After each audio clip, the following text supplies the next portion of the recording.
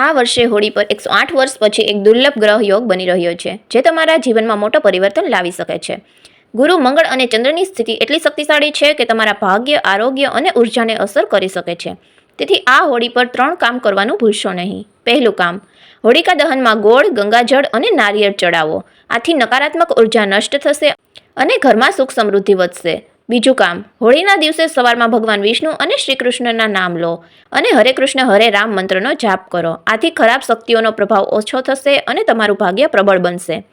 ત્રીજું કામ, કૃત્રિમ કે કેમિકલવાળા રંગો નહીં, પણ કુદરતી રંગોથી હોળી રમો અને આ દિવસે કોઈ ગરીબને મીઠું ખવડાવો. આથી તમારી ઉર્જા સંતુલિત થશે અને જીવનમાં સકારાત્મક ફેરફારો આવશે. આ વર્ષની હોળી ફક્ત રંગોનો તહેવાર જ નહીં, પણ એક દિવ્ય અવસર છે. તેને યોગ્ય રીતે મનાવો અને તેનો સંપૂર્ણ લાભ લો. આવા જ ખાસ રહસ્યો જાણવા માટે વિડીયોને લાઇક કરો અને કોમેન્ટમાં જણાવો કે શું તમે પણ આ વખતે હોળી કંઈક ખાસ રીતે મનાવવાના છો.